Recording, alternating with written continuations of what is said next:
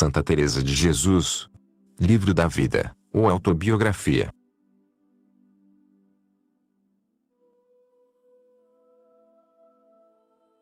Capítulo 32. Trata como prove ao Senhor pô-la em espírito no lugar do inferno que por seus pecados tinha merecido. Conta um pouco do que Alice lhe representou. Começa a tratar da maneira e modo como se fundou o mosteiro de São José onde agora está. Depois de muito tempo, quando o Senhor me tinha já feito muitas das mercês que tenho dito e outras muito grandes, estando um dia em oração, achei-me de repente, sem saber como, e segundo me parece, toda metida no inferno. Entendi que o Senhor queria que visse o lugar que os demônios lá me tinham preparado, e eu merecido, por meus pecados. Foi de brevíssima duração, mas, embora eu vivesse muitos anos, parece-me impossível esquecê-lo. Parecia-me a entrada à maneira de um beco muito comprido e estreito, semelhante a um forno muito baixo e escuro e apertado.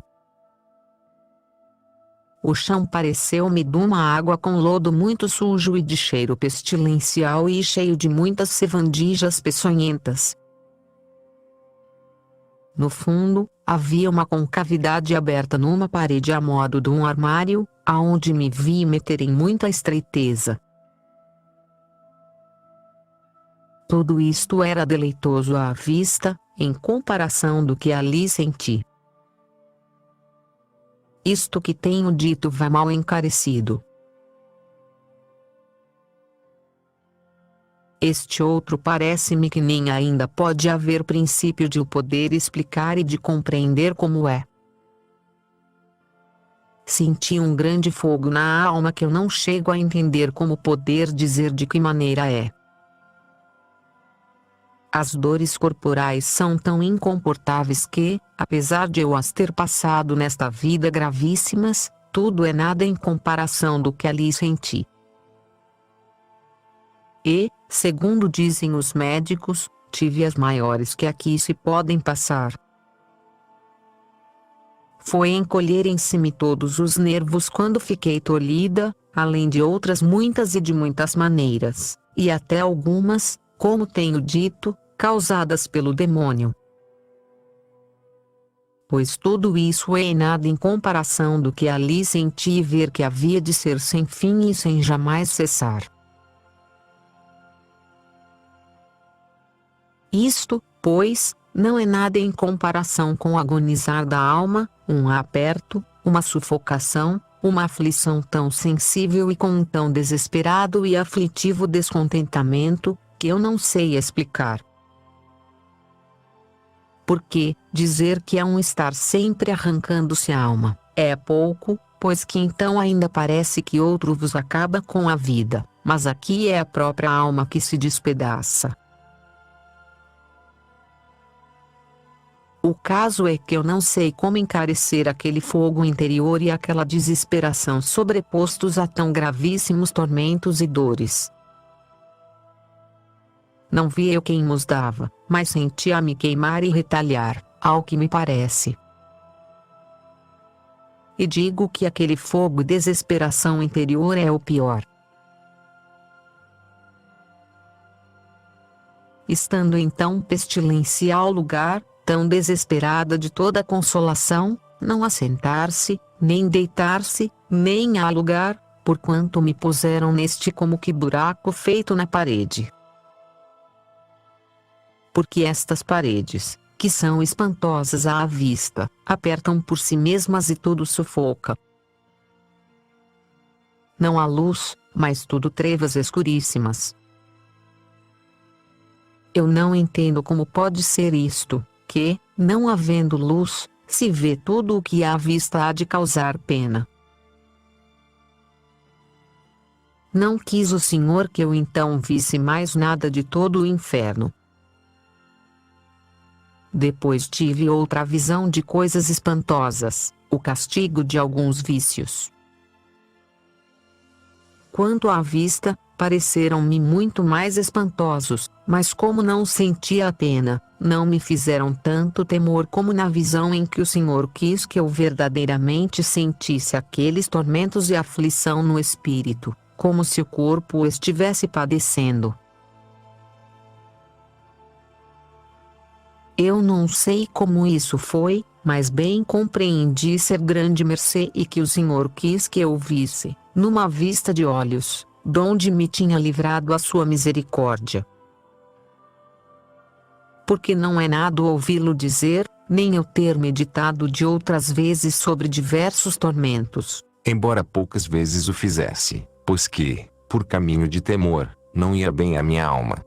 Nem que os demônios atormentam, nem outros diferentes suplícios que tenho lido, nada é como esta pena, porque é outra coisa.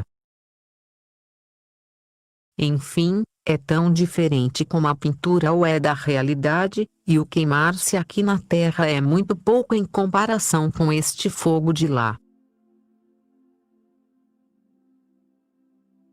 Eu fiquei tão aterrada, e ainda agora o estou ao escrever isto, apesar de haver já quase 6 anos que de temor, parece-me, e assim é. Me falta o calor natural aqui onde estou. E assim não me recordo vez alguma em que tenha trabalhos ou dores, que tudo quanto cá na terra se pode passar, não me pareça ninharia e assim julgo que, em parte, nos queixamos sem razão. Torno, pois, a dizer que foi uma das maiores mercês que o Senhor me tem feito, e me tem aproveitado muitíssimo, tanto para perder o medo às tribulações e contradições desta vida, como para esforçar-me a padecê-las e dar graças ao Senhor que me livrou, ao que agora me parece, de males tão perpétuos e terríveis. De então para cá, como digo, tudo me parece fácil em comparação de um momento que se haja de sofrer o que eu ali padeci. Espanta-me como, tendo lido muitas vezes livros que dão alguma ideia das penas do inferno, como não as temia nem as tinha no que elas são. Onde estava? Como me podia dar descanso coisa que me arrastava a tão mau lugar? Sede bendito, Deus meu, para sempre. E, como tem parecido que vós me quereis, muito mais a mim do que eu me quero. Quantas vezes, Senhor, me livrastes do cárcere tão tenebroso e como eu me tornava a meter nele contra a vossa vontade. Daqui também cobrei a grandíssima pena que me dão as almas que se condenam, Destes luteranos em especial, porque já eram, pelo batismo, membros da igreja. e os grandes ímpetos de salvar almas, que me parece certo que, para livrar uma só de tão gravíssimos tormentos, padeceria eu muitas mortes de muito boa vontade. Noto que, se vemos cá uma pessoa, a quem muito particularmente queremos bem, com um grande trabalho ou dor, o nosso mesmo natural parece que nos convida à compaixão e, se é grande o sofrimento, oprime-nos também a nós mesmos. Pois ver uma alma, para sempre sem fim, no sumo trabalho dos trabalhos, quem o poderá sofrer? Não há coração que o sofra sem grande pena. Pois se aqui, embora sabendo que se acabará com a vida e que enfim, em breve termo, nos move a tanta compaixão, não sei como podemos sossegar à vista deste outro que o não tem, vendo tantas almas, como são as que o demônio arrasta consigo cada dia. Isto também me faz desejar que, em coisa que tanto importa, não nos contentemos com menos que fazer tudo o que pudermos da nossa parte. Não deixemos nada por fazer e praza ao Senhor seja servido de nos dar graça para isso. Considero que, embora fosse tão imensamente má, andava com algum cuidado de servir a Deus e não fazia algumas coisas que vejo tragarem-nas no mundo, como se não fossem nada. Enfim, padecia grandes enfermidades e com muita paciência que mandava o Senhor. Não era inclinada a murmurar, nem a dizer mal de ninguém, nem me parece podia querer mal a ninguém, nem era ambiciosa, nem inveja me lembro jamais de ter, de forma que fosse ofensa grave ao Senhor, e mais algumas outras coisas. É que, embora fosse tão ruim, andava em contínuo temor de Deus. Vejo, no entanto, onde os demônios já me tinham arranjado pousada, e a verdade é que, segundo minhas culpas, ainda me parece que merecia maior castigo. Digo, contudo, que era terrível tormento, e que é coisa perigosa o satisfazer-se e ter sossego e contento uma alma que, a cada passo, anda caindo em pecado mortal. Mas sim, tiremo-nos, por amor de Deus, das ocasiões, que o Senhor nos ajudará como me tem feito a mim. Praza a Sua Majestade não me deixar de sua mão para que não torne a cair, pois já tenho visto aonde irei parar. Não o permita o Senhor, por quem Sua Majestade é. Amém. Depois de ter visto isto e outras grandes coisas e segredos que por sua bondade o Senhor me quis mostrar da glória que se dará aos bons e da pena que se dará aos maus, andava eu desejando modo e maneira de poder fazer penitência de tanto mal e merecer alguma coisa para ganhar tanto bem. Desejava fugir da gente e acabar, de todo em todo, de me apartar do mundo. Não sossegava meu espírito, mas não era desassossego inquieto, senão saboroso. Bem se via que era de Deus e que Sua Majestade tinha dado calor à alma para digerir outros manjares mais fortes do que aqueles que comia. Pensava o que poderia fazer por Deus e pensei que a primeira coisa era seguir o chamamento que Sua Majestade me fizera à religião, guardando minha regra com a maior perfeição que pudesse. Na casa onde estava, havia muitas servas de Deus e o Senhor era nela muito servido. Mas, por causa de ter grande necessidade o mosteiro, as monjas saíam muitas vezes a lugares onde, com toda a honestidade e religião, podiam estar. E também não estava fundada a regra em seu primeiro rigor, senão que se guardava conforme ao que se fazia em toda a ordem, que é com bula de mitigação. Havia ainda outros inconvenientes, pois parecia-me a mim que tinha muito regalo por ser a casa grande e deleitosa. Porém, este inconveniente de sair, embora fosse eu a que muito usava, para mim já era bem grande, porque algumas pessoas, a quem os prelados não podiam dizer que não, gostavam que eu estivesse em sua companhia e, importunados eles, mandavam-me ir. E assim, conforme se iam ordenando as coisas, pouco poderia estar no mosteiro. O demônio devia, em parte, ajudar a isso porque eu comunicava com algumas, o que me ensinavam os que tratavam comigo e assim era grande o proveito. Ofereceu-se uma vez, estando eu com uma pessoa, dizer-me ela e a outras que, se quiséssemos ser freiras à maneira das descalças, seria talvez possível poder-se vir a fazer um mosteiro. Eu, como andava com estes desejos, comecei a tratar com aquela senhora minha companheira viúva, de quem já falei e que tinha o mesmo desejo. Ela começou a fazer planos para lhe dar renda. Ao que agora vejo, não levava muito caminho, mas o desejo que disso tínhamos nos fazia parecer que sim.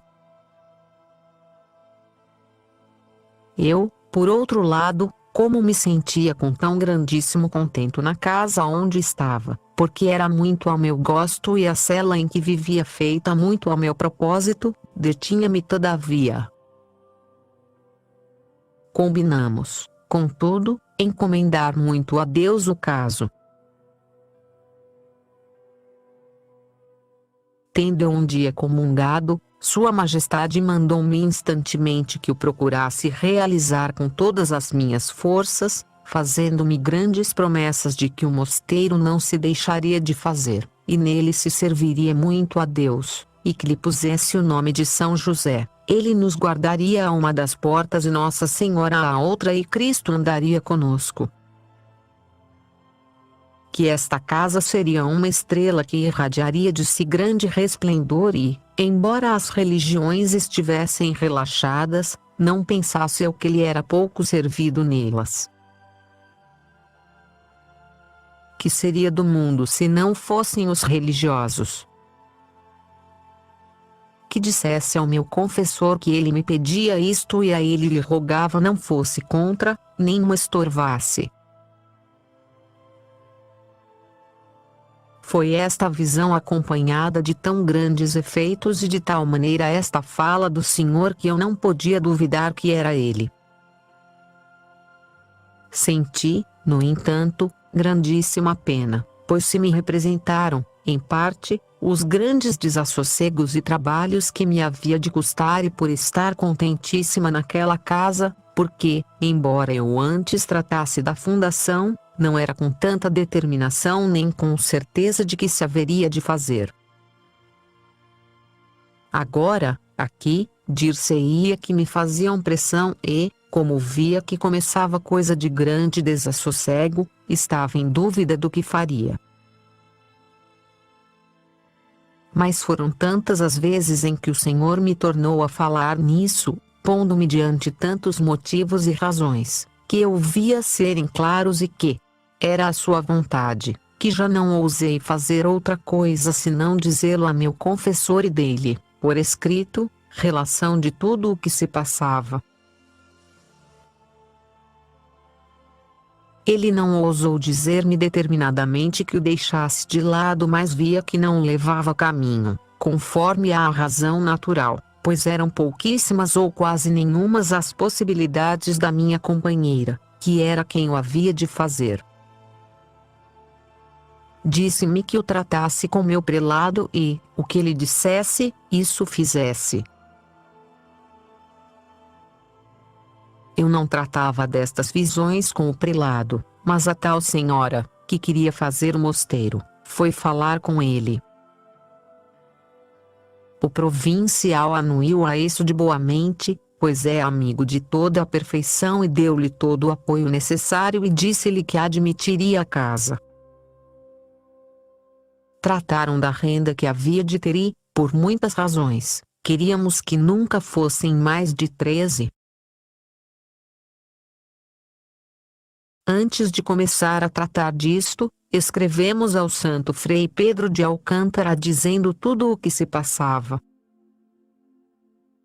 Aconselhou-nos que não o deixássemos de fazer e deu-nos o seu parecer em tudo. Ainda mal se tinha começado a saber no lugar, quando veio sobre nós a grande perseguição que não se pode descrever em poucas palavras. Foram ditos, risos, dizer-se que era disparate. A mim diziam que estava bem no meu mosteiro. À minha companheira, tanta foi a perseguição, que a trazia mortificada. Eu não sabia que fazer de mim e, em parte, parecia-me que tinham razão. Estando assim muito aflita encomendando-me a Deus, começou Sua Majestade a consolar-me e a animar-me. Disse-me que por aqui veria o que passaram os santos que tinham fundado as ordens religiosas, que muito maior perseguição do que as que eu podia pensar tinha eu de sofrer, mas que disso não se nos desse nada. Dizia-me algumas coisas para que eu as dissesse à minha companheira, e o que mais me espantava é que logo ficávamos consoladas do que já tínhamos passado e com ânimo para resistir a todos. E é assim que, de gente de oração, e, enfim, em todo lugar, não havia quase pessoa que não fosse então contra nós e não lhes parecesse grandíssimo disparate. Foram tantos os ditos e o alvoroço do meu próprio mosteiro, que, ao provincial, lhe pareceu difícil opor-se a todos e assim mudou de parecer e não quis admitir a fundação. Disse que a renda não era segura e que era pouca e muita contradição. Em tudo parece que tinha razão.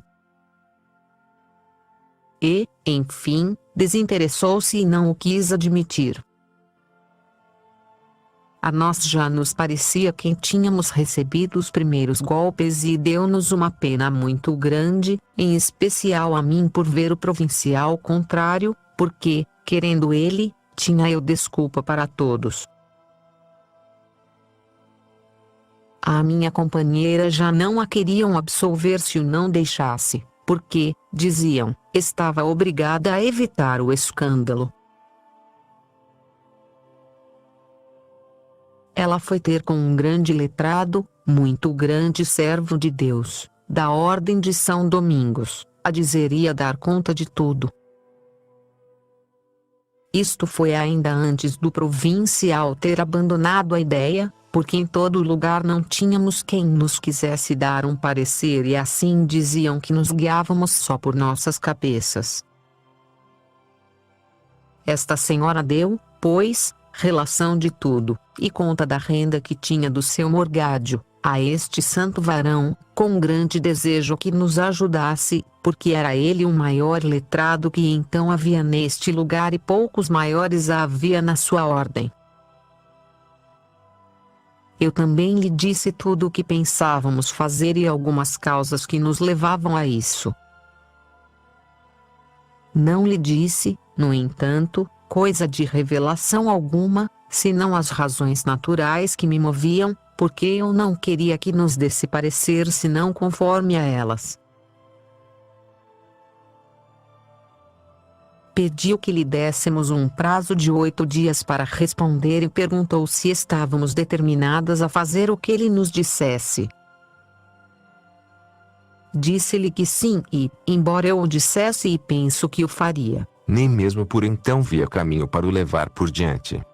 Nunca perdi a segurança de que Sé havia de fazer o mosteiro. Minha companheira tinha mais fé, nunca ela, por coisa alguma que lhe dissessem, se resolveria a deixá-lo.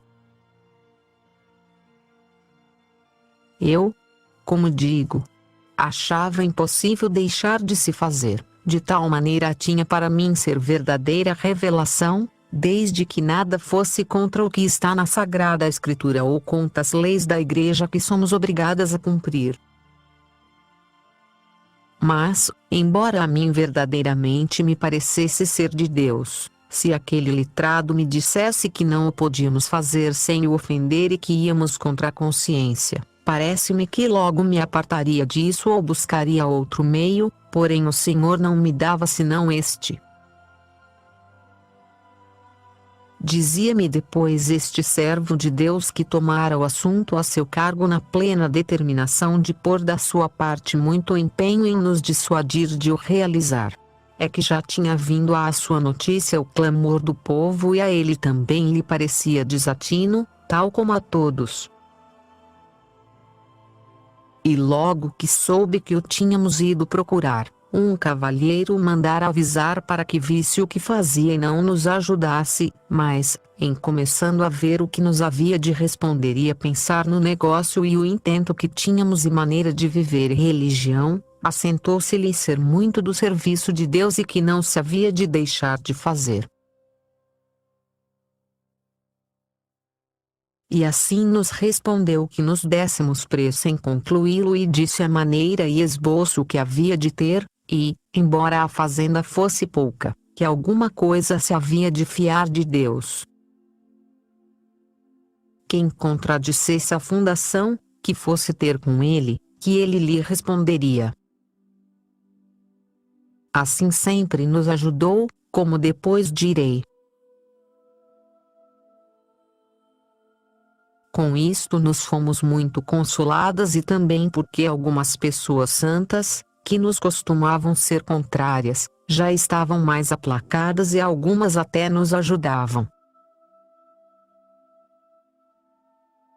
Entre elas, uma era o cavalheiro santo, de quem já tenho feito menção, o qual, como o é, e lhe parecia levar caminho de tanta perfeição, por ser a oração todo o nosso fundamento, embora os meios lhe pareciam muito dificultosos e sem caminho, rendia seu parecer a que podia ser coisa de Deus, o mesmo Senhor o devia mover.